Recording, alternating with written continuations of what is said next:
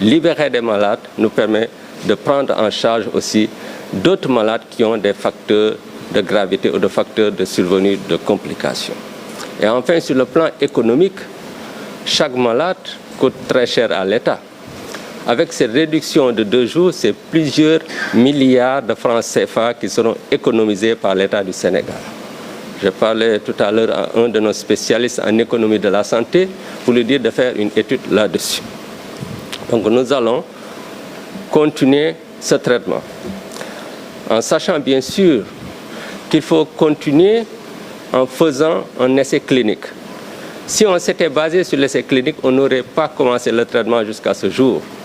Pour preuve, il n'y a aucun traitement validé au niveau mondial au moment où je vous parle. Même l'OMS n'a pas encore terminé son étude. Tout ceci pour expliquer pourquoi agir en tant que médecin peut parfois être différent d'agir en tant que chercheur. Mais en dehors des traitements, je voudrais parler des signes cliniques. Au début, on se focalisait beaucoup sur la fièvre et les signes respiratoires. L'éternuement, la toux, les difficultés respiratoires. Mais chaque jour qui passe nous montre que plusieurs types de signes divers et variés peuvent être observés, ayant trait à l'atteinte d'un appareil ou de plusieurs appareils au système de l'organisme. Je ne vais pas détailler tous ces signes, mais 2 signes ont attiré mon attention.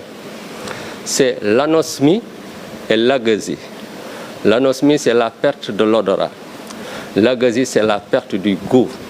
Plus précisément, un trouble de la perception du goût du salé, du sucré, de l'amer, de l'acide et même du goût du glutamate de sodium.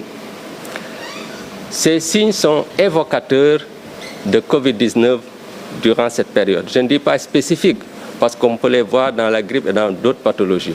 Mais dans plus de 50% des cas, les patients qui présentent ces signes, quand ils sont testés au Covid-19, s'avèrent véritablement être infectés par le virus SARS-CoV-2. Je vais donc inciter à ceux qui présentent ces signes de s'auto-isoler pour éviter de contaminer leur entourage, mais aussi de saisir la cellule d'alerte pour que le nécessaire soit fait pour une meilleure prise en charge dans les meilleurs délais.